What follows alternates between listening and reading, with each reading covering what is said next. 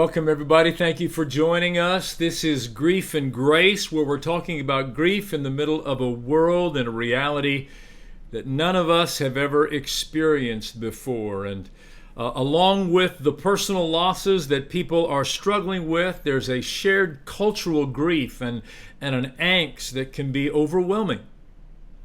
There was an article this week on the clinical psychiatry news website MD Edge, and they made this comment. They said, this viral pandemic has triggered a parallel anxiety epidemic.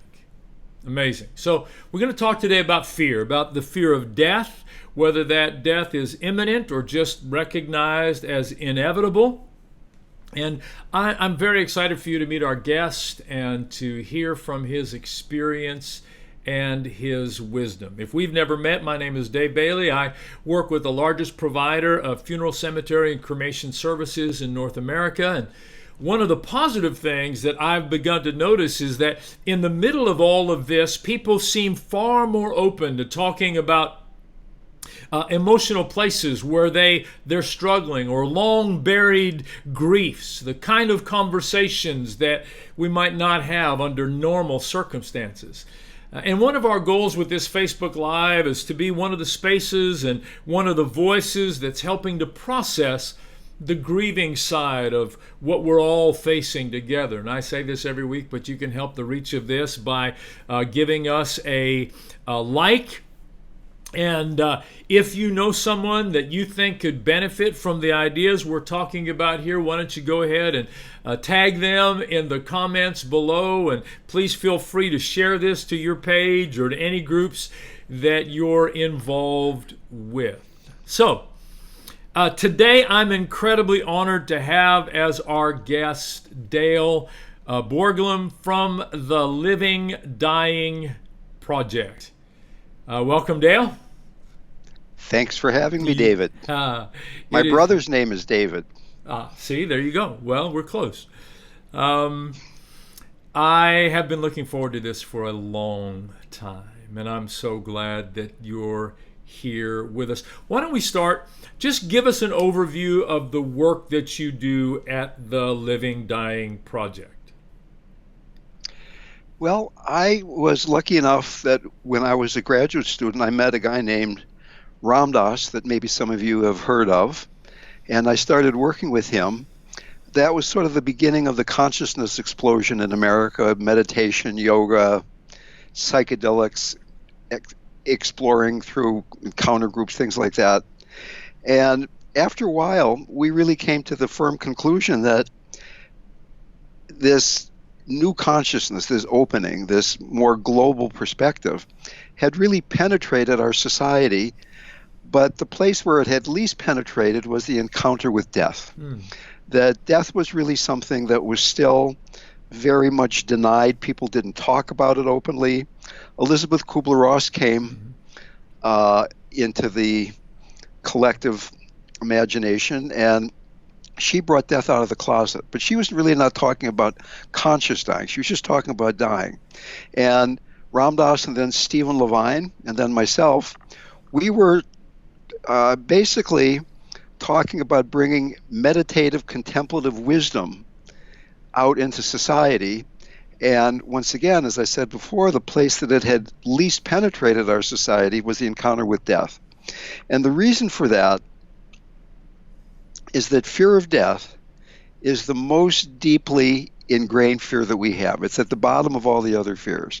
Fear of death is that place where you or I are identified only with that which is separate.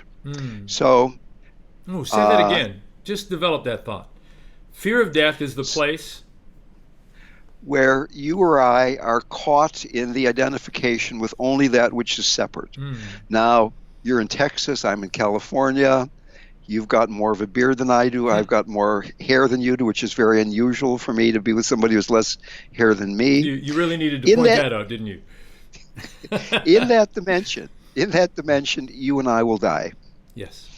Older, younger, bigger, smaller, rich, poor, black, white, all the different dualities. Is there a dimension that doesn't change? Is there a dimension where you and I are the same? Is there one heart? Is there one consciousness? We can be aware of our body. If you pinch your arm, you can feel it. So the body is an object. You are paying attention to the body. You can be aware of what's going on in your mind. Is the mind agitated? Is it calm? Is it worried? Is it happy? The mind is an object. What is the subject? What is it? What is this I that is paying attention to all these objects in our perception? And my experience and what ancient wisdom says and what modern quantum mechanics is even proving is that there is one consciousness that does not die, that filters through individual human beings. So in a very real way, the work on the Living Dying Project is directly about supporting the belief that consciousness survives death. The way we live goes a long way in determining how we die, and how we die goes a long way in determining what's going to happen next. So that the more generosity and kindness and working with difficult emotions such as fear that we're able to cultivate in our lifetime, that will be there as we're dying. And to the extent that we're pushing away difficult emotions, that we're lost in fear, we go unconscious when we become afraid, when we get fixated on the trigger of the fear, rather than actually feeling, what does it feel like for me to be afraid? What's going on in my body? What's going on in my mind? To the extent that we get lost in those things, that's going to make it harder to take advantage of the spiritual opportunity that dying presents.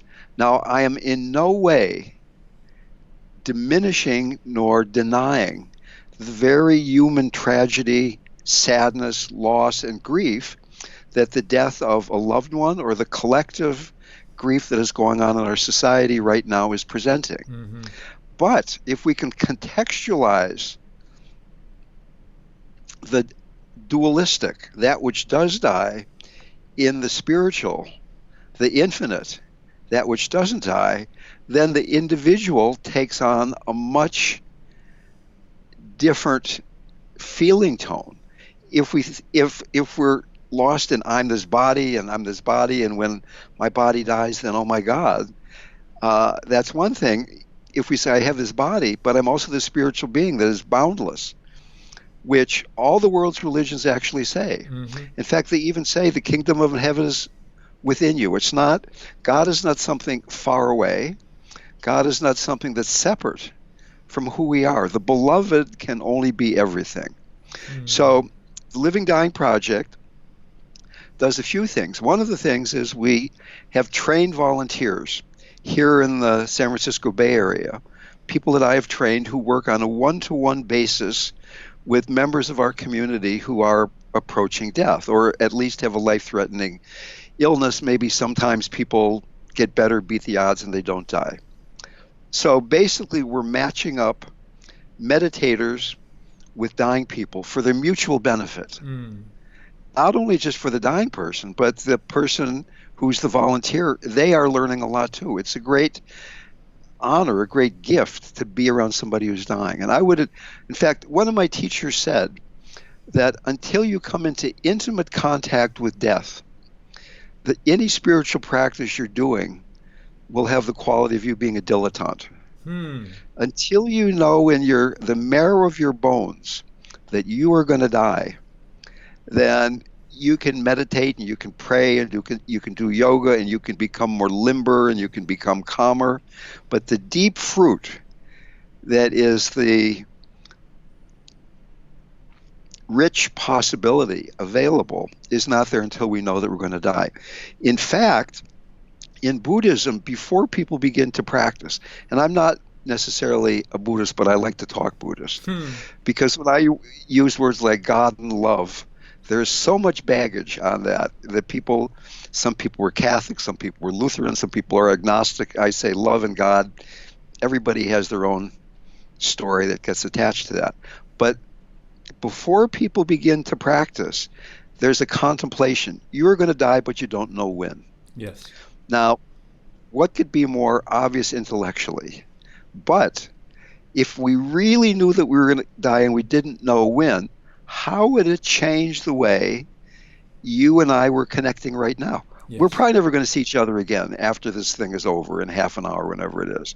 And probably a large number of the people listening to this are never going to hear me, and I'm never going to be connected with them after today. This is our chance. This is our chance to be available, to be open, to be loving, to be connected. So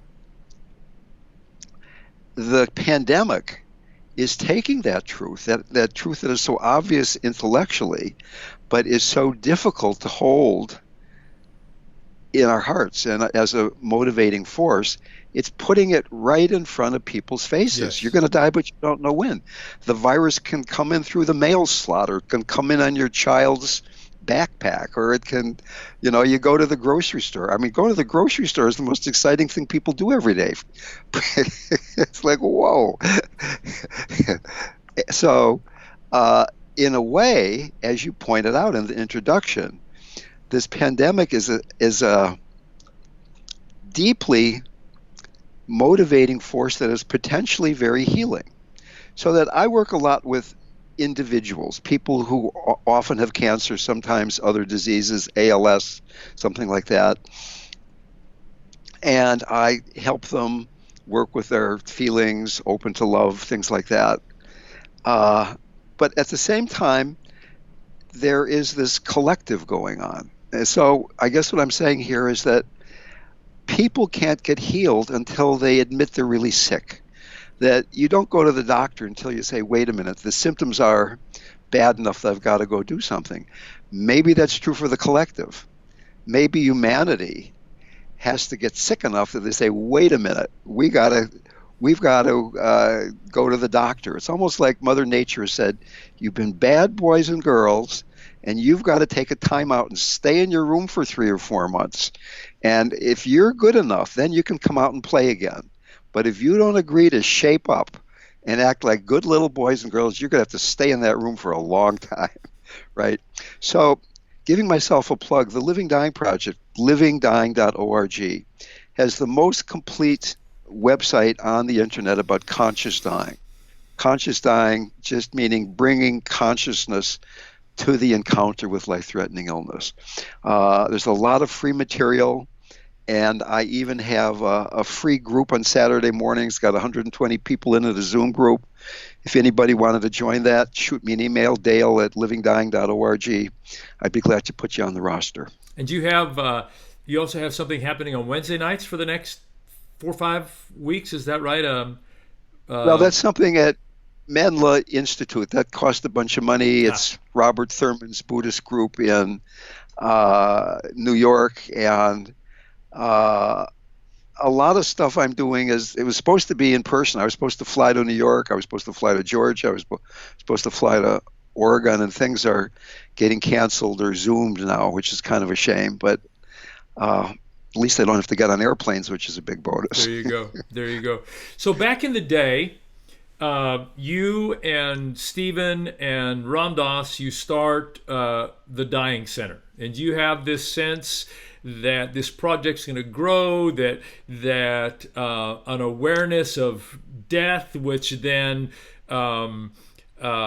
mitigates, this fear of death and this anticipatory grief, that this is going to grow and develop, and over the years there'll be dying centers everywhere, and that just does not materialize because you can't get people past this fear of dying and having this conversation.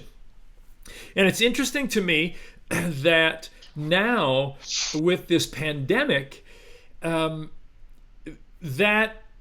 that thing, as you said, that is intellectual for all of us is becoming so real every day. And not just the loss of life, but the loss of jobs and any kind of financial backstop. And sometimes for people it's healthcare and opportunity. And then, you see the front page of the New York Times, and it's thousands, now almost 100,000 people. And that conversation that is intellectual is all of a sudden so real that the grief that we don't want to feel is right here now on our doorstep. I completely agree. And in a way that's tragic, it's sad, it's difficult, but maybe it is healing. I mean, in a spiritual sense, healing happens through contact with the sacred. And as long as people were saying, well, I can be happy drinking my coffee and getting stuff and taking care of my kids and just having a life and not having to dig more deeply, then life goes on. But now all of a sudden, everything is very uncertain. Uncertainty leads to stress. And recent studies have shown that stress does not necessarily lead to anxiety. And in fact, there was a recent TED Talk where this person, Kelly McGonigal, was talking about some study that was also reported in the New York Times that if you have a lot of stress and you think it's bad for you, you're 43% more likely to die than if you don't have that belief. But if you have a lot of stress and you don't think it's bad for you, you're healthier than somebody who has low stress. So it's not the stress that's bad. We don't have to get rid of stress. We have to use it to move into the world, to be energized, to use it to create podcasts or to love our children or whatever it is, so that it's not the stress. And so consequently, my sense of it is that a lot of people are living with a background level of anxiety and of grief. And they just assumed, we just assumed, let me include myself, let me include you probably, that we're just assuming that that's the human condition. That yeah, we're separate and we're not really connected completely, and we just don't think that there's a way. We don't feel that in a moment-to-moment way we can go beyond that. Rumi, the poet Rumi, has this wonderful quote: "Grief is the garden of compassion." A garden is a place where wonderful, beautiful, nutritious things grow. Grief is the negative emotions that arise in response to feeling separate. It's more than just I'm sad because somebody died or somebody left, but there's a sense often of frustration or anger, fear can arise. Any emotion we get caught in because we feel separate is grief. Somebody cuts you off in traffic, you get mad. That's a grief reaction because you're not feeling connected to yourself or to the other person. Sometimes we go around feeling grief because we're not connected to God, we're not connected to ourselves, we're not connected to the people in our lives. But Rumi is saying, and I will agree with him, Rumi is saying that compassion then can grow out of this grief, because one of the defining qualities of compassion is the quality of connectedness. So that one big chunk of the spiritual work that we're all being asked to do is transmuting the feelings of separation and grief into feelings of connectedness and compassion. So that right now, here we are. Once again, you're in Houston, I'm in San Francisco Bay Area. Our bodies are separate. Our bodies are disconnected. We're connected through technology. But can we be connected through consciousness? Can we realize that there's just one? It's not even that we're connected, that there's like one being in a certain sense. And in my experience, that realization is what people die into. That as one is going through the dying experience, the spiritual dying experience, after the last breath, what happens next, that people are dying into this wholeness. So that to the extent that you or I have practiced or gotten comfortable in being in that union now, union with God, union with self, union with each other, then dying is another moment of that.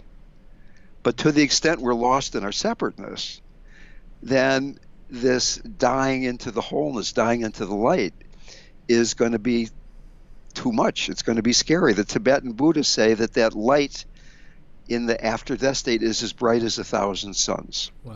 That'll burn your eyeballs out. There you go. Right? So we can call it light, we can call it love, we can call it consciousness. How often have you just been lost in love? Your child was being born, or you're out in nature, this perfect piece of music, or God showed up in your bedroom or whatever it was, your living room. And then 3 minutes later, you're having some distracted thought about what's for lunch or is it time to tune up the car, because we aren't able to rest in that wholeness. We're there for short periods of time, and then the conditioning of the ego structure, the character structure, which has convinced us we need to pay attention to it to survive, kicks in again. So that one of the questions, I think you sent me some questions here, and at the end you're going to say, what's a practical thing we can do, right? I'll throw this in now because it seems kind of appropriate. One of the practical things we can do is beginning to look at the interplay or the balance between faith and fear.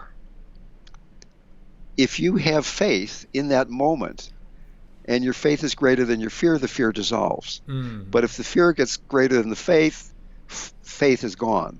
So that what do you have faith in? Maybe it's God. Maybe it's spiritual practice. Maybe it's your own true self.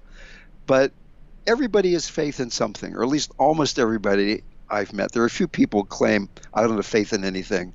One person said, the only thing I have faith in is the law of gravity, which she was a longtime meditator and the friend of the Dalai Lama, so I didn't really quite believe her. But anyway, what do you have faith in? Is it possible? So fear arises. There are two possible ways to deal with this fundamental fear of death or fear of something else. In fact, the New York Times did a survey a number of years ago. What are you most afraid of? Number one was speaking in public. Number three was dying. Now, the part of me that's going to be embarrassed about speaking in public, afraid of speaking in public, is the part of me that's afraid I'm going to die, that thinks I'm separate from you. Yes. That I can get in trouble feeling these things, right? So one way of dealing with fear is deepen our faith. Another way of dealing with fear is more of a psychotherapeutic or Buddhist way of when fear arises, if you really pay attention, you notice that almost always you and other people are fixated on the trigger. I'm afraid of that. I'm afraid of what might happen to my bank account, what might happen to my body, what might happen to my relationship, what's going on politically, what's going on globally, all these things out there. So the first thing is, can we withdraw the story, the narrative, and just be with, what does it feel like to be afraid? What does it feel like to be afraid right now? And then, as Rumi suggested, can I open my heart to that fear? Can I turn fear, can I have compassion for the fear? My friend Stephen Levine defined compassion as keeping your heart open in hell.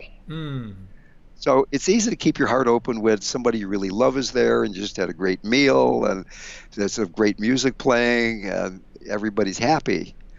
But what about when the heart is closed? What about when the heart is broken?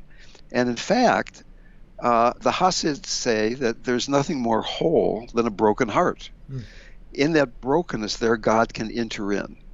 So that in a way, I would not choose for you or me or anyone to be grieving.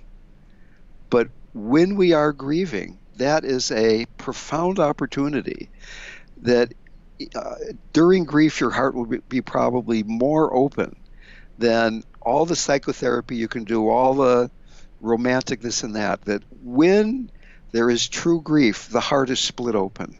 And there's an opportunity then, a horrible opportunity, but an opportunity nonetheless, to be with a part of ourselves that we have often abandoned and covered over. Wow. So let me ask you one last question. There's just so many things. I could have stopped you 10 times and said, hey, develop that, develop that, develop that. I want to remind people that they should go on to livingdying.org and take advantage of all the wisdom that's there, the free resources that are there. You used a phrase. I've heard you use a phrase that fascinated me, and I'd love for you to talk about this, maybe as a way of bringing this to an end. People filled with angst and anxiety and grief and anticipation of loss and all of those things.